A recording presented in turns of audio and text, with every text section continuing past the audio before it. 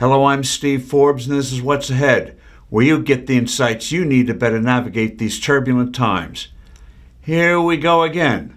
President Trump announces that negotiations are set with the radicals ruling Iran to open up the Strait of Hormuz and from there come to an agreement about neutralizing the regime's nuclear assets and its giving up any nuclear ambitions.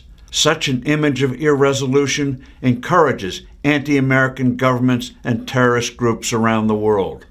Contrary to Vice President Vance's fairy tales, Iran's revolutionary fanatics have not turned over a new leaf. That is the central argument here. A temporary negotiation may reopen the Strait of Hormuz, but critics argue that reopening a waterway does not necessarily remove Iran's ability to threaten it again. Their oft-stated goal to destroy Israel and the U.S. remains unaltered. Their religious fanaticism still burns hot. Any agreement with these vipers is worthless. It won't last. Iran and most of the world believe the U.S. wants out of this war in any way possible.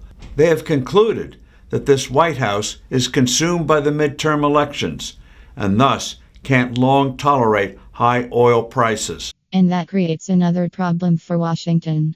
If Iran believes the United States cannot tolerate prolonged disruption in global energy markets, Tehran may see that economic pressure as leverage. The U.S. like a cat cruelly teasing a victim mouse. Despite the immense damage the country has undergone, its tyrants feel they are winning the war. They have gained lethal leverage over the critical Strait of Hormuz waterway. Their proxy, the Houthis, have done the same with the Red Sea. All know that whatever promises are made, Iran can quickly disrupt the strait and hit its neighbors with rockets and drones, damaging their oil facilities and water desalination plants. The blunt truth is that if the regime survives, the U.S. suffers a strategic defeat of global dimensions.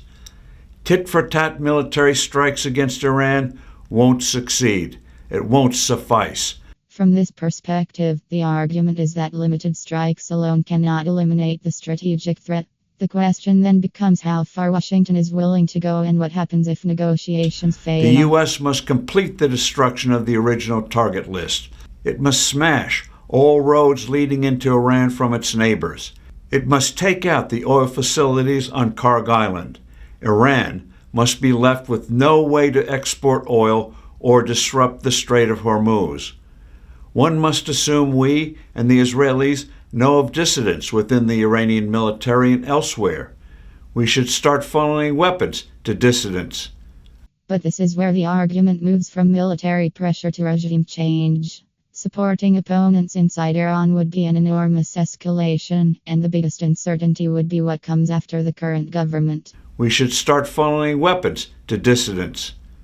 Opponents to the regime will act only if they become convinced that we won't pull the rug from under them by trying to re-enter negotiations with this diabolical government.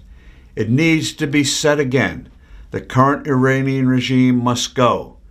Now, some worry that a regime change will bring the kind of chaos we see in Libya.